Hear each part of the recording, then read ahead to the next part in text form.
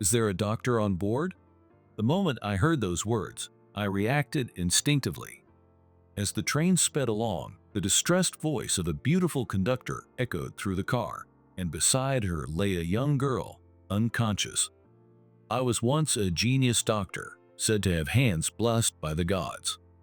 But ever since I failed to save the woman I loved, I haven't even been able to properly hold a scalpel. And now, standing before a girl who looked like she was on the brink of death, what would a man haunted by trauma do? As I gazed out the window at the Japanese countryside I hadn't seen in years, memories of my life came flooding back. I had been working non-stop for so long. It's been 10 years since I last returned to Japan. I wondered how my parents were doing. I did call them once in a while, but I haven't seen them in person in years. Still, right now, I just didn't have the courage to face them.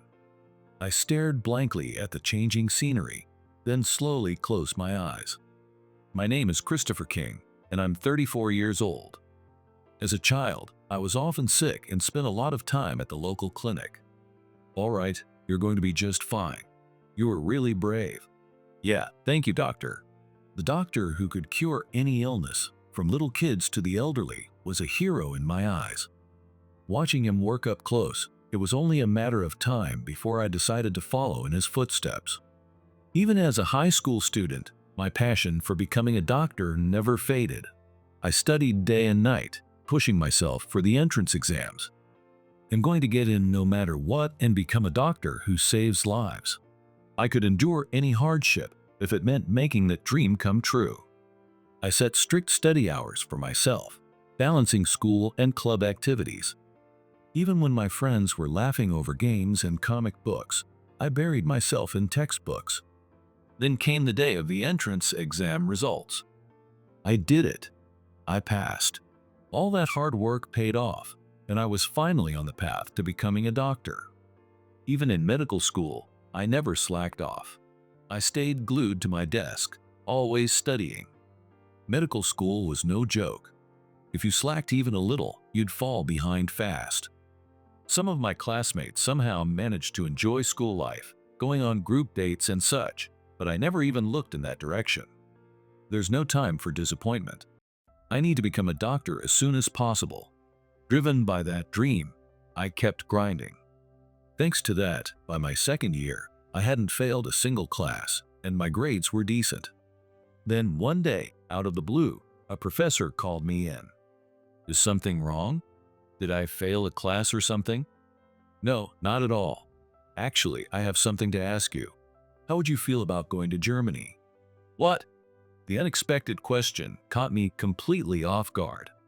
Our medical school has a partnership with a school in Germany, and we're planning to send one student for a study exchange. Your grades are excellent, so I thought of you. What do you think? Would you be interested in studying abroad in Germany? It was an incredible opportunity. Studying medicine in Germany, the heart of medical research, is an opportunity I can't afford to pass up. I might never get another chance. Still, I couldn't help but feel a wave of anxiety. I'm barely keeping up with classes here. Can I really survive in Germany? Not to mention, I can't even speak English. Ugh, stop overthinking. It's not about whether I can do it. I have to do it if I want to make my dream come true. To get even one step closer to the dream I'd held since childhood, I made the decision to study in Germany. Classes in Germany were on a whole other level compared to Japan. But I had made up my mind that I was going to make my dream come true no matter what. So I pushed myself to study every day, struggling with unfamiliar English, doing everything I could to keep up with everyone else. And in my fourth year of school, all that effort paid off. I was accepted to work as an intern at a hospital in Germany. Then 2 years passed in my internship. We have an emergency. The patient's condition just took a turn for the worse. What should we do? Her primary doctor is out of the country. But wait, you assisted with this patient's previous surgery, right? Are you familiar with the procedure for today's operation? I do know the details, but... Good. Then I'll be the lead surgeon this time, and I want you to assist me. Wait me. Just hurry up and get changed. Overwhelmed by my supervisor's energy, I agreed to assist, even though I barely had any hands-on surgical experience. Vitals are stable. Okay, let's open the chest. At first, I was nervous, but thanks to the endless simulations and solo practice I'd been doing, I was ready. As the assistant, I perfectly supported the lead surgeon. All right, all that's left is to close the incision. But just when we thought everything had gone smoothly, blood pressure is dropping. Pulse is unstable. What's happening? The patient's condition suddenly took a turn for the worse. The lead surgeon tried every measure she could think of, but nothing helped. Is there something I can do? Wait, what I did during the last operation might work here. Let me do it. What? You can't handle this. Please let me. I can do this. Pushing past the lead surgeon, I carefully picked up the scalpel, recalling the last procedure in detail. I can do this. I will do this. I have to do this. You know what? You're actually pretty good. Dr. King, the way you handled that operation on the fly, that was incredible. You were amazing. That was a flawless performance. I'd never guess you're still just a resident. I'm sorry for overstepping, but thank you. From that moment on, I continued performing surgeries as a lead surgeon, saving countless patients. By the time I turned 33, people had started calling me the hands of God. Around that time, I started dating Karen, a nurse at the hospital. Karen was cheerful, kind, and not afraid to call me out when needed. I fell for her personality and adorable smile, and I even started thinking about marrying her and moving to her hometown in Germany. 1 year into our relationship, I finally decided to propose. You said you had something important to talk about? Her beautiful bronze hair shimmering in the sunlight, Karen looked at me expectantly. Maybe it was a woman's intuition, or maybe she could tell from how nervous I was, but she probably knew what I was about to say. Sitting at a stylish cafe terrace, I nervously reached into my pocket. I pulled out the little box with the ring I had hidden and was just about to speak when, screech! A scream rang out, and a car came crashing toward us. Watch out! The car slammed into her and finally stopped against one of the cafe pillars. I rushed to her side, but she was unconscious, having hit her head hard. Karen, hey, are you okay? Karen, answer me. No matter how many times I called out, there was no response. Someone call an ambulance, please. Karen was rushed to the hospital where I worked. I'll do the surgery myself. Get the operating room ready now. Hang in there, Karen. I'm going to save you, I swear. I took the scalpel in my own hands and fought with everything I had to save her, but despite all my efforts, Karen passed away later that same day. I held her cold hand in mine, crying and apologizing over and over. What kind of hands of God? If I can't even save the person I love, then what good are these hands? After losing Karen, I was devastated. Every time I held a scalpel, the image of her wounded body flashed in my mind, making it impossible to perform surgery properly. You're not to blame. No one could have saved her. It wasn't your fault. That's what everyone kept saying. But I was the one who performed that surgery. My confidence shattered, and I spent my days consumed with guilt. Then one day, my supervisor, clearly worried about me, suggested I take a break and said, "Right now, you need to take care of yourself." Sure enough, when I looked in the mirror while washing my hands, I barely recognized myself with sunken cheeks and dark circles under my eyes. The stress must have gotten to me, so I had more gray hairs than I could count. My pants were loose, and I could tell I'd lost weight. Eventually, even my patients started asking, "Have you been sleeping okay lately? You sure you're okay? Maybe you should take some time off and forget about work for a while. I'm sorry for causing trouble. I'll take a break and clear my head." And so, I left work and returned to Japan for the first time in 10 years. But I couldn't bring myself to go straight home. My parents paid for my studies abroad. It feels awkward. What would they think if they saw me like this? All worn out, completely defeated. And telling them about Karen, I can't bear the thought of how they try to comfort me. So I decided not to return to my parents' house and instead made my way to a long-established inn in Kyoto, run by the family of a friend who had once told me, "If you ever come back to Japan, please stop by." Karen said she wanted to visit Kyoto too. We never got the chance. At the very least, I'll take lots of pictures and bring them to her grave. Lost in thought, I boarded the bullet train. Ever since the accident, I hadn't been able to sleep properly due to constant nightmares, but being back in Japan seemed to ease my mind a little, and the warmth of the bullet train seat gently lulled me into a light doze. Then suddenly, a stir broke out around me, and before long, a clearly panicked conductor rushed into my car. She looked around desperately, raising her voice and calling out for something. "Is there a doctor on board?" The voice stunned me. It sounded oddly like Karen. I sat up, brushing off my daze, and looked toward the source, a rare sight, a female conductor, and an absolutely stunning one at that. This was how I first met Katrina. She shouted so loudly, it seemed like her voice might tear her throat apart. But not a single person responded. The serious tension in the air and the sudden appearance of such a beautiful woman snapped me wide awake in an instant. Out of reflex, I raised my hand and said, "I'm a doctor, just like I always used to." Right after, I thought, "Wait, what am I doing?" But she noticed me, her eyes lit up, and she quickly made her way over. There was no turning back now. I braced myself. "Sir, do you speak German? There's a foreign passenger who's suddenly fallen ill, but we're having trouble because she doesn't understand English." "Yes, I do. I lived in Germany for 10 years. Let's get to her right away." "Thank goodness. This way, please." She led me to a young German girl named Sophie, lying unconscious. Her parents explained that Sophie had been frail since she was little, and local doctors believed her condition stemmed from extreme stress caused by a lack of affection. "We've been trying to find a way to help her rest and heal, so we brought her to Japan, a place she's always wanted to visit." Her mother looked overwhelmed and anxious. We spent the last 3 days sightseeing in Tokyo, and she seemed happy. Just before getting on the train, she was smiling, excited to visit the temples in Kyoto. Her father, too, was clearly shaken. This morning, everything seemed fine. All of a sudden, she said her chest hurt, she couldn't breathe, and then she passed out. "I don't know what to do." "I understand. Let me take a look." Chest pain, difficulty breathing, then loss of consciousness, and she still hasn't responded despite her parents calling her repeatedly. Could this really just be stress? Something's off. I took out the medical tools I always carried with me and immediately began examining her. Passengers nearby peeked over anxiously.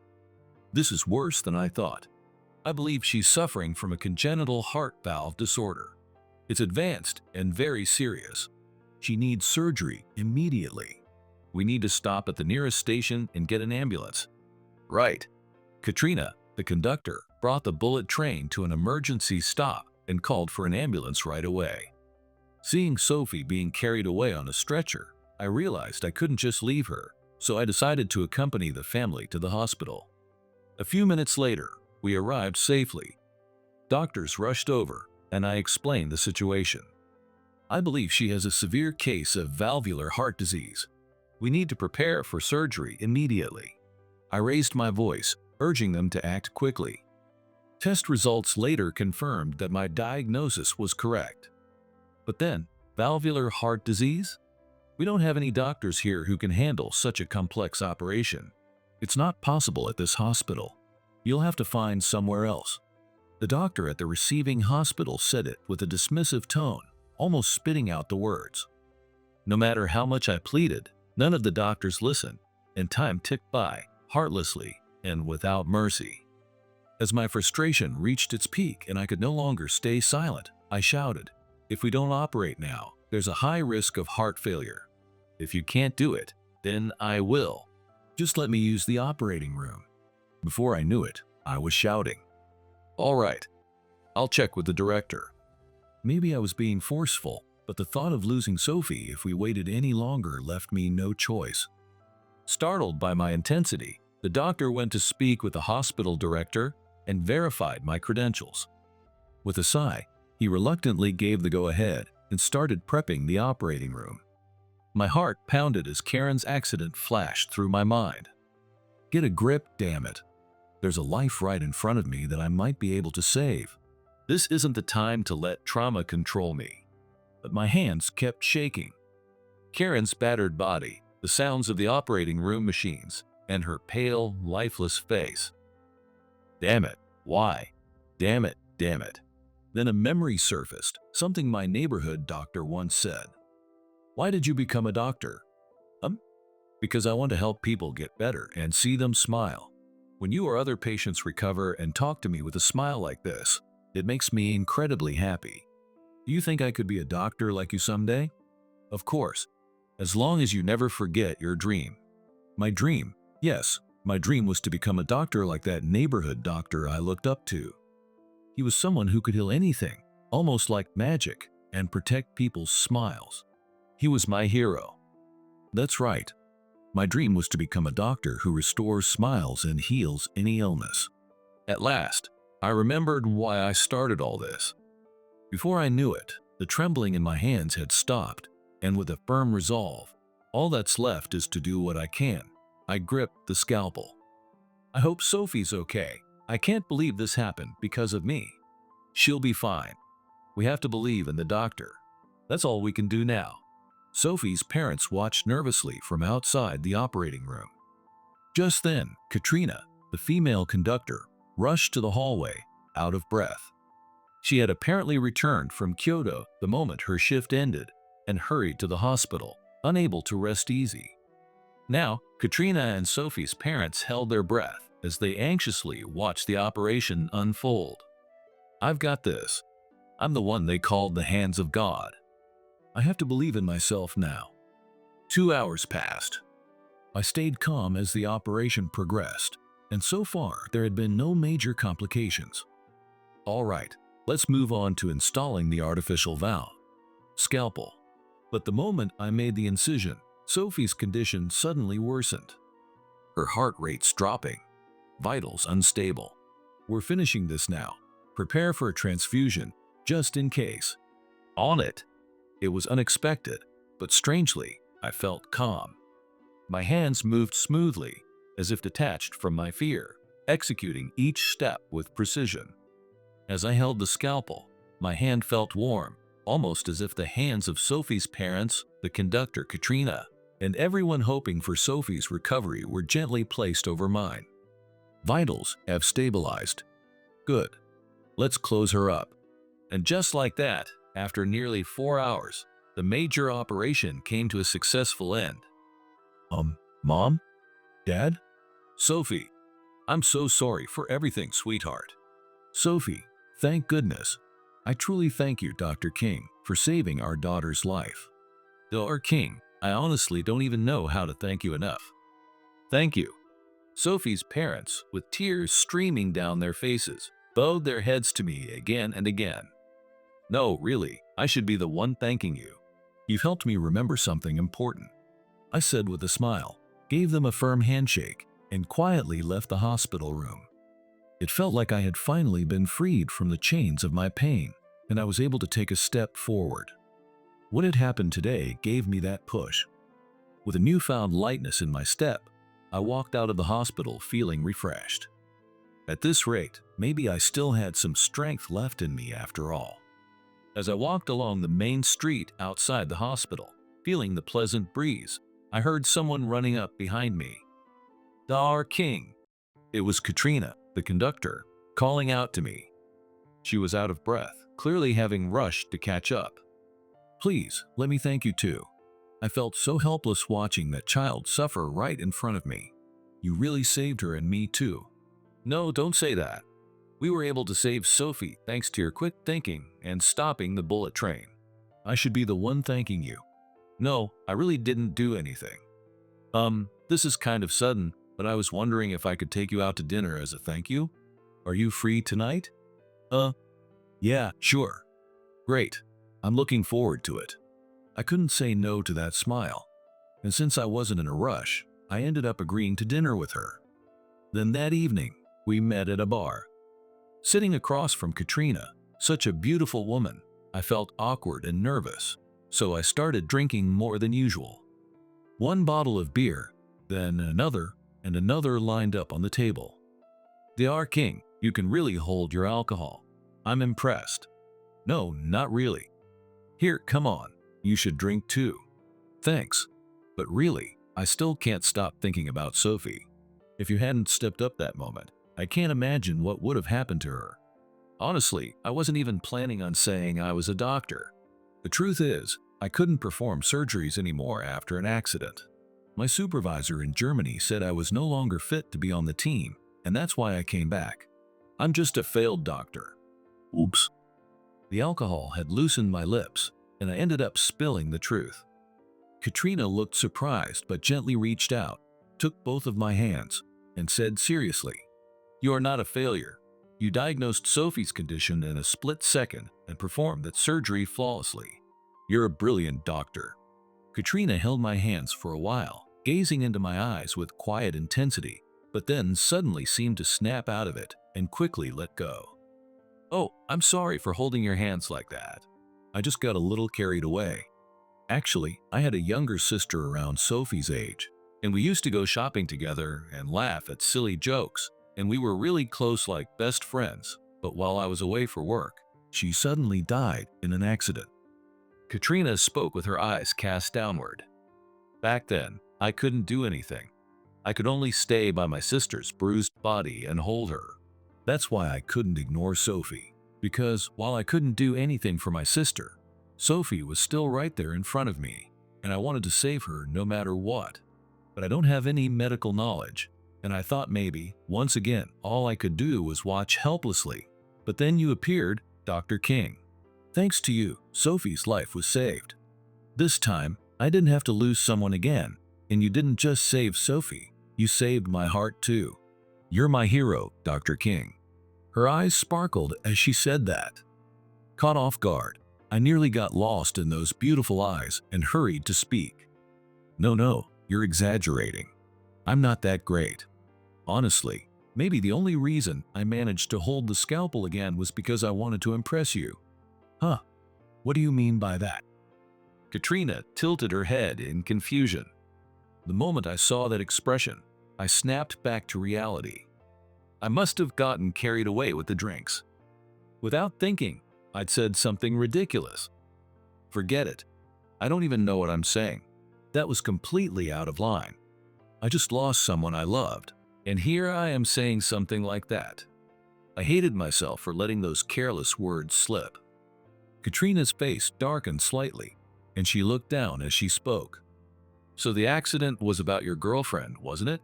I know it's not my place to say this, but I can't help feeling a little jealous. She was loved so deeply that you still make that kind of face when you think of her." "Oh, I'm sorry. That was inappropriate of me." The silence that followed was suffocating, so I forced a change in topic. "This got way too heavy, huh? Let's stop with the sad stories. Let's raise a glass and toast to Sophie's recovery instead." With that, I poured more beer into Katrina's glass. After that, things between us became a little awkward, and we ended the evening with some light small talk. Still feeling conflicted, I headed straight to the inn where my friend was waiting. Our happy reunion was short-lived, and I quickly started telling him everything that had happened. I just needed someone to listen to me and give me an honest, objective opinion.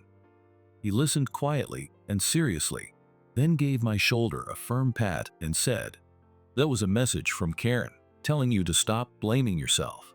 And I agree. You've done enough. It's time to move on and find love again." You think so? Maybe I'm just twisting things around to make myself feel better. But my friend shook his head. Come on, if it wasn't meant to be, would any of this have happened at just the right time? Karen wants you to be happy. It's time you moved on. Katrina isn't really someone I see that way. But he cut me off. Wrong. You responded to her on instinct. That's why you spoke up without even thinking. Am I wrong? Well, I don't know. He had hit too close to the truth, and I was at a loss for words. Seeing me sitting there with my arms crossed in deep thought, he grinned like a mischievous kid. We've got rooms with open air baths for couples here, you know. Anytime you're ready. Hey, don't start with that. Before I could finish my protest, he was already out the door. What is his problem? Acting like it's all just a joke. His words made me angry, like I was being teased. A message from Karen? That's just too convenient. She must hate me for failing to save her. I can't say I don't feel something for Katrina, but someone like me doesn't deserve a new love. Back in my room, I picked up a photo of Karen that I'd kept turned face down. I just want you to be happy, that's all. So I'd never hold you back from anything you want to do. And if having me in your heart is stopping you from moving forward, then I'd tell you to forget about me and go, whatever it takes. I remembered her saying once. So Karen really did want me to be happy. I can't stay stuck in this forever. With her words in mind, I decided to take a step forward and ask Katrina out. That night, exhaustion finally caught up to me, and I passed out on the bed, sleeping straight through till morning. A week later, I messaged Katrina using the contact she gave me after our dinner and asked her out on a date. Her reply came quickly, and I felt a rush of excitement. It's really nice to see you again. Katrina said that with a slight blush on her cheeks, and in that moment, she looked even more beautiful than before. Her conductor uniform suited her well, but the elegant white dress she wore today looked just as perfect on her. Her hair had a gentle inward curl, and since it was tied up when we first met, the softer style gave her a slightly different vibe. This was definitely a moment where I should say something nice, but without a drop of alcohol in me, all I could manage was, "The weather's really nice today. Where should we go? I have a spot I really recommend." Every time she moved, a pleasant scent wafted past me, making my heart race. Trying my best to keep cool, I said, "Sure, let's go there." And we made our way to a nearby cafe. The conversation flowed naturally, and watching her expressions shift so easily was genuinely enjoyable. As we talked more, I realized we shared a lot of the same values. And just like I thought the first time we met, her voice really did sound a lot like Karen's. Of course, I could never tell her that, but maybe that voice was part of the reason I spoke up that day. The mood between us kept growing warmer, and after a few hours, I found myself not wanting to say goodbye. I wanted to go to more places with her, hear more of her stories. I wanted to know more about her. But my return to Germany was approaching. Once I left, we might lose touch for good. I didn't even know when I'd be able to come back to Japan, or if she'd want to see me again. Then suddenly, she stopped walking and looked at me. Last time was a little awkward, so I thought maybe you wouldn't want to see me again. Of course I wanted to see you. I blurted out my feelings, loud enough for the whole place to hear. But if not now, then when? I took a breath and began to speak. "Hey, I think. Please be my primary doctor." Katrina suddenly cut me off. Caught completely off guard, I froze. It took about 10 seconds before I finally processed what she had said. Was this her way of proposing to me? Still stunned, I stayed quiet, so she continued. "You're going back to Germany to keep being a doctor, right? That's okay.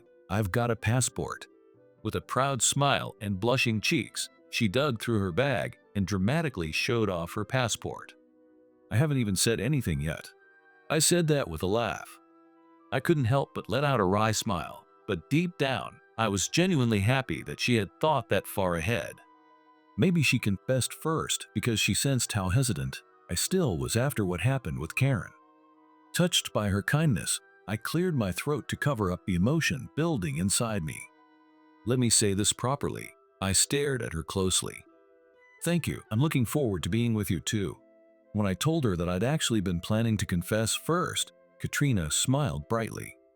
"I couldn't wait, so I beat you to it."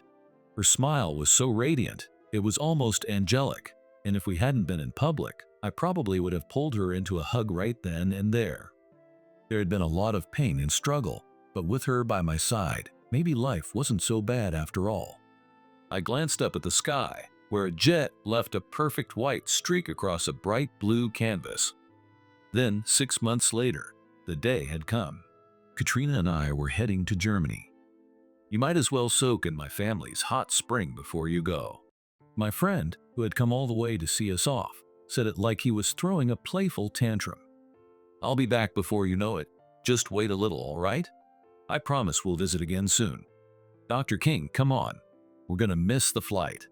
And just like that, Katrina and I boarded the plane to Germany together.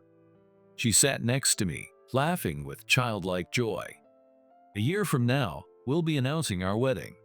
Geez, getting ahead of yourself, aren't you? Smiling sheepishly, I took her hand in mine.